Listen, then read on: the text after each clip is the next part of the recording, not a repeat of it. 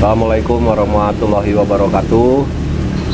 Sahabat JNJ, kawan Wisesa, hari ini sebenarnya udah pada sarapan? Alhamdulillah udah Pak Haji. Alhamdulillah udah. Kita mau udah minum jeruk dingin, itu kopi. Ibu-ibunya nanti udah sarapan juga lagi pada kontrol dulu ya. Iya. Hari ini mau ada yang manasik lagi, sebentar lagi Pak Ustadz Yudi. Ya, panjang umur gini. Saya di dia. Assalamualaikum Pak Ustadz. Assalamualaikum. Waalaikumsalam warahmatullahi wabarakatuh.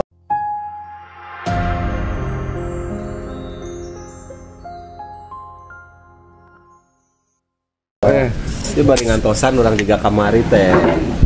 Kita apa? Wedang rohani. Siap. Mas sehat Pak Ustad. Alhamdulillah, Didik Kopi, damang. kopi. Alif damang. Bikin kopi buat Pak Ustadz ya. Dendongan bayi teh Pak. Gendongan we yo. Di meja motos ayah ya udah jelas suaranya, Prap. Nanti lama-lama tukang kamera juga pinter. Bahas naon nih, nggak bahas naon ya. Ustadz Yudi teh kan suka naon nikah. Nggak daftar ke nikah. Nah, saat sebelumnya juga beberapa kali saya suka dengar ada ngasih tausiah juga ke para pengantar, termasuk kepada kedua calon mempelai. Ya. Nah, dari pernikahan itu kita kan mempersatukan dua keluarga ya. Iya. Berarti naon dia bagus tentang naon Pak Ustadz? Naon Di keluarga tentang Oh, nafkah menafkahi atau gimana? mangga. Belum bagus ya kata Pak Ustadz tentang naon? Enggak, tentang nafkah saya teringat hadis Rasulullah begini. Setiap nafkah, setiap apa yang kita keluarkan, semuanya berpahala besar. Iya. Ya kan gitu. Tetapi ada hadis Rasul yang mengatakan bahwa dinarun anfaq tahu fi sabilillah. Dinar yang engkau infakkan di jalan Allah. Terus dinar yang engkau keluarkan untuk membebaskan hamba sahaya. Udah. Dinar yang engkau keluarkan untuk engkau sedekahkan kepada fakir miskin. Wa dinarun anfaqtahu ala ahlika. Dan dinar yang engkau infakkan, nafkahkan untuk keluargamu, itulah dinar yang paling besar pahalanya. Berarti mengeluarkan harta di jalan Allah besar, menyantuni, memberi makan fakir miskin besar. Sini. Nah, iya nu ditungguan. Kopi. Nah, Gorengan aja. Jam Nah. kopi orang es. Dinar yang engkau keluarkan untuk apapun, untuk kebaikan besar. Tetapi di antara yang besar, yang paling besar adalah dinar yang engkau keluarkan untuk keluargamu. Berarti orang-orang yang keluar rumah berniat mencari nafkah untuk keluarganya, itu adalah pejuang hebat. Yang terpenting dua hal. Satu, jangan sampai memberi nafkah kepada keluarga dari harta yang haram. Ya. Karena apa? Ruginya dua. Satu, kalau memberi nafkah kepada keluarga dari harta yang haram, satu, dia berdosa. Dua, kalau dia memberi nafkahnya dari harta yang haram, sementara keluarga yang enggak tahu, istrinya enggak tahu, anaknya enggak tahu, maka anaknya akan menuntut pada hari kiamat. Iya. Saya dapatkan di dalam kitab Uqud begini. Ketika seorang istri pada hari kiamat dia diberikan nafkah dari nafkah yang haram, maka si istri itu akan berkata kepada Allah di pengadilan Allah pada hari kiamat, ya Rabb, wahai Tuhanku, khudh lana haqqana min hadzal rajul.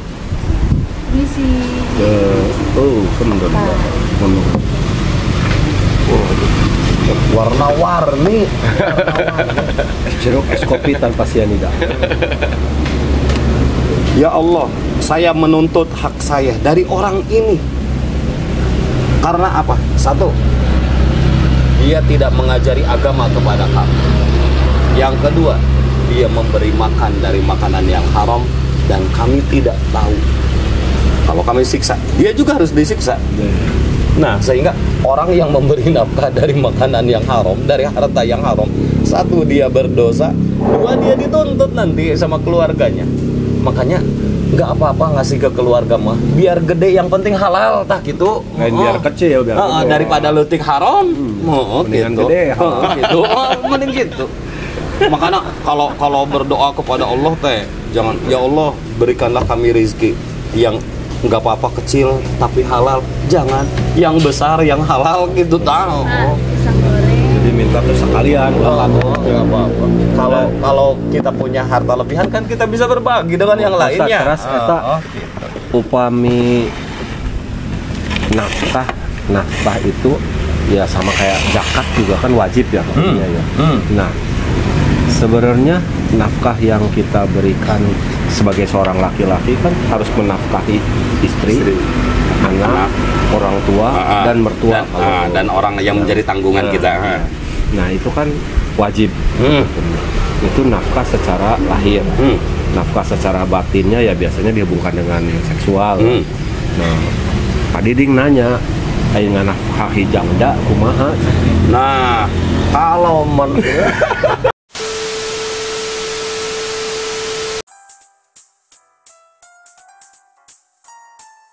kalau menafkahi anak yatim, kan itu di luar keluarga kita nih. Menafkahi anak yatim itu lebih ke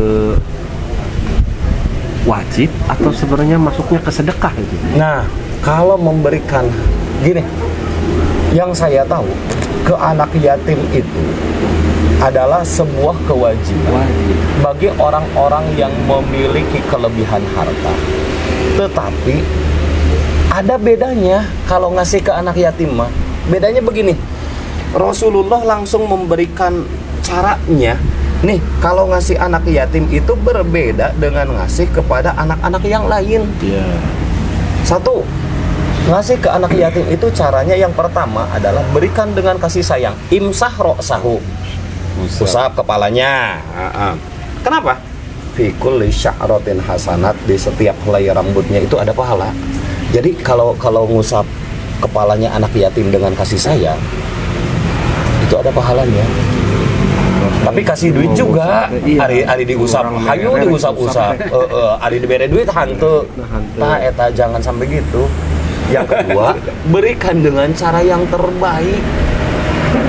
Makanya sebagian ulama mengatakan kalau ngasih ke anak yatim itu hukumnya, bukan hukumnya, disebutnya bukan sedekah, bukan zakat, karena tidak boleh memberikan zakat kepada anak yatim. Dari 8 asnaf tidak ada anak yatim. Dari mulai innama shadaqatul lil fuqara wal masakin wal amilina 'alaiha, terus fakir miskin amil sampai 8 nggak ada asnafnya. Berarti apa? Anak yatim tidak mendapatkan harta zakat. Kalau dia mendapatkan harta zakat bukan karena yatim, tapi karena fakir miskin. Jangan mengatasnamakan harta zakat untuk yatim. Makanya anak yatim itu terhormat di sisi Allah kalau ngasih dengan cara hadiah. Hadiah itu kan memberi dengan penghormatan. Imsah ra'sahu gitu, ada caranya tuh. Berikan dengan cara yang terbaik dari hartamu. Nah, makanya Rasulullah mengatakan kalau engkau ingin hatimu lembut dan Allah penuhi hajatmu, maka datangilah anak yatim, usap kepalanya dengan berikanlah dari hartamu dengan cara yang baik, maka lembut hatimu dan Allah berikan hajat-hajatmu. Nah, kalau ada hajat misalnya kita punya kebutuhan, datangi aja anak yatim, maka insya Allah kabulkan. Makanya seperti di sini Kliwonan gitu deh. Ya, nah, bisa kalau jadi ada acara Kliwonan yang tiap bulan dilaksanakan tuh Pak Ustadz, bukan tidak mau mengelus mereka si anak yatim. Ya.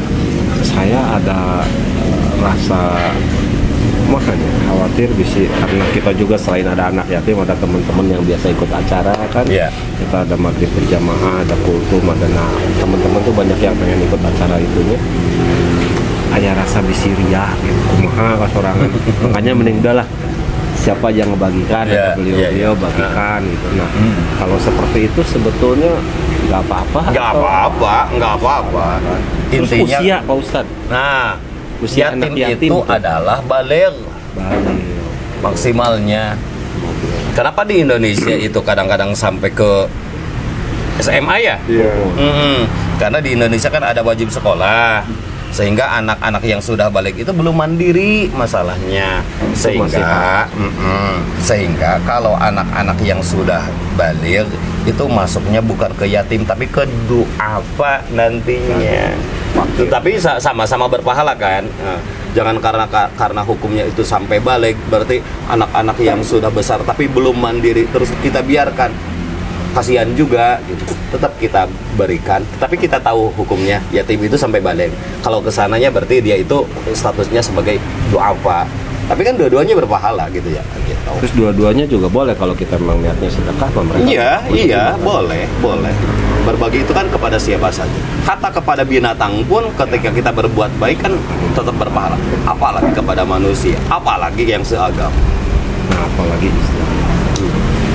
Nah, sekedik Pak Ustadz tadi tentang nafkah. Hari bagi petani tentang hasil. Ya. Biasanya kan kalau kita itu suka modal, dietang, terus ada sebagian 10% atau 5% ya Pak Ustadz untuk zakat. Terkadang kita lupa, terus nggak tahu bagaimana tata caranya supaya kita dari penghasilan itu kita belajar untuk menyisihkan. Ukuran zakat pertanian itu yang pertama nisab. Kalau seorang petani itu sudah sampai ke nisabnya berapa? Nisabnya itu kurang lebihnya padinya itu antar 800-900 kilo. Kalau belum nyampe, enggak zakat. Berarti 800 kilo 9 kintal, 8 kintal. Kurang lebihnya 800-900 kiloan. Waktunya, kalau zakat pertanian itu setiap panen. Oh, Bukan setiap tahun. Berarti kalau zakat pertanian itu bukan haul. Ya. Bukan tahun, tapi setiap panen. Jadi panen padi kan itunya garing, kering. Nah, para ulama berbeda karena bagaimanapun kenapa ulama berbeda? Karena mereka mengkonversi dari ukuran yang di sana ke ukuran kita. Pasti ada perbedaan, tapi kurang lebihnya segitu. Antara sebagian mengatakan 700, 800, 900 kilo kan gitu ya. Kisaran dalam situ sekali panen. Kalau punya kelebihan segitu, maka keluarkan. Kalau airnya gratis 10%. Kalau airnya bayar 5%, 1/20 kan 5% gitu. Nah, kalau misalnya belum nyampe, jangan sampai tidak berbagilah ya, tetap sebagai wujud syukur. Karena gini, kenapa korma Madinah itu korma yang direkomendasikan oleh para ulama? Kalau kita haji atau umroh, kenapa kita beli kurmanya di Madinah aja? Karena korma Madinah adalah korma yang didoakan oleh Rasulullah. Kenapa? Orang-orang Madinah kalau mereka sudah panen kurma, mereka itu menyimpan kurmanya di pintu-pintu masjid. Sehingga Rasulullah mendoakan, ya Allah, berkahilah pertanian kurma mereka. Eta masalah nama. Nah, mudah-mudahan dengan panen kita berbagi, kita mendapatkan keberkahan doa dari orang-orang yang mendapatkan eta ke sana. Jadi jangan sampai dah saya mau belum zakat. Belum nisab ya. Jangan jadi abong-abong. Orang masih nyampe sakit tuh. Kalau kita udah punya niat, walaupun kasarnya punya panen cuman sakarung 2 karung, punya niat kayak zakat, ambil aja. Iya, berbagilah. Walaupun namanya bukan zakat tapi sedekah kan gitu. Sama aja berbagi. Karena kalau zakat emang hukumnya kan iya, bedanya kan kalau zakat itu hartanya sudah ditentukan, waktunya sudah ditentukan, ukurannya sudah ditentukan, penerimanya pun sudah ditentukan. Jadi jangan sampai salah ya, orang mau merek zakat, berarti bukan zakat sebenarnya, sedekah. Yang ditakuti gitu kan Pak Ustadz, dulu kan sempat dibahas masalah penanaman. Jadi kunaon geuning petani bojong tara Jakar mal atau Jakar nisab tina Pertanian. gitu. Sedangkan permasalahan itu acan kanun kan hiji sewa, kedua bukan tanah sendiri, Ya. airnya juga tamatan abdi kan enak wayana kieu teh. Nah, berarti orang mah kasabatna sedekah kayak gitu ya. Sedekah. Kalau belum sampai nisab ya sedekah namanya. Jika kayak menurang kiadatan kliwon pada ding kalip atau sa pancu kelompok orang itu ke paranen orang yang bungkusan bonteng di 50 bungkus nggak masalah, sedekahkan, asupkan ijikan kanu yang mau kita bagiin nggak masalah buat tambahan. Iya. Makanya Kalip dia nanya. iya, Rasul sampai mengatakan bahwa mana kosot sodakotun, mana kosomalun min sodakotin, mana koso tidaklah berkurang malun harta min sodakotin, karena sebab disedekahkan. Nggak ada rumusnya harta berkurang gara-gara sedekah. Misalnya dari sebab sedekah, mana koso malun min sodakotin, harta tidak akan berkurang dikarenakan sedekah. Nggak ada kan gitu. Pelajaran yang paling Malah kata Rasulullah bal yazid, malah bertambah. tunggu Ih, Sang, itu kayaknya panen melon, Sang. Ul, dipotong Ul, biar Pak Ustadz cobain.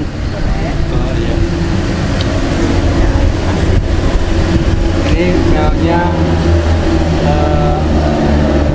rasa kadar gulanya sama yang pertama kali. Melon madu. Melon madu. Cuman memang idealnya tuh ditaruh simpen dulu 1-3 hari. Oh, jadi jangan dulu dipotong atau? Tapi buat itu nyobain. supaya Pak Ustadz. tes semua. Hiji wae Ul, nu hijina nu leutikna nu di bawah Pak Ustadz, nu gedena buka di dieu. Nah, lanjutkan Ul, ke yang dipotong satu aja yang gede. Naras, yang kecilnya buat Pak Pak Ustadz. pada kita mendapat kemuliaan dari mengusap itu, mengusap rambut Yatim. anak yatim. Nah, tapi kita juga itu tadi untuk menghilangkan ria. Ya. Tapi kita juga berharap bahwa kita akan dapat kemuliaan dengan mengusap anak yatim. Bagaimana caranya tuh supaya kita tuh boleh tidak kita tuh supaya tidak dipandang ria, tapi di samping itu kita juga pengen mendapatkan pahala dari itu tadi, berharap boleh tidak seperti Usaplah anak yatim, usaplah kepalanya anak yatim dengan niat satu, itba'us sunnah, mengikuti sunnah Rasul. Yang kedua, fi kulli sya'ratin hasanat, di setiap helai rambutnya ada pahala. Nah, dengan tujuan satu, mengikuti sunnah Rasulullah. Yang kedua, mengharap pahala dari Allah. Adapun ria itu adalah sebuah penyakit yang apabila datang kita upayakan untuk mengobatinya bil istighfar.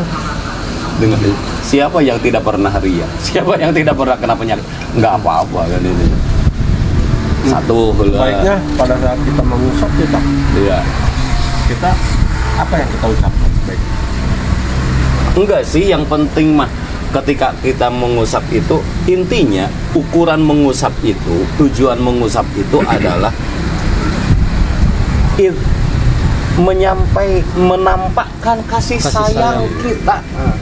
Nah, kalau kekeh belum bisa, maka minimal tampakkan kasih sayang kita kepadanya. Kalau kekeh belum bisa, saya itu belum bisa, saya itu belum bisa. Perempuan ini Minimal tampakkan kasih sayang kepada mereka. itu karena kita takut dianggap dia kayak malah dianggap benar-benar sombong deh. Musap-musap acan. Iya. Namanya manusia kan gitu ya. Tapi kan bisa kalah ku niatnya Pak. Yang usunah tadi. Iya. Berarti itu untuk menghapus ria itu. Ya mudah-mudahan, karena manusia itu berproses. Iya. Kita seperti ini aja berproses ya. Kalau misalnya emang di dalam beribadah itu ada hambatan-hambatan, ya kita tetap terus harus beribadah. Jangan sampai gara-gara ada hambatan itu kan kita berhenti beribadah, enggak juga.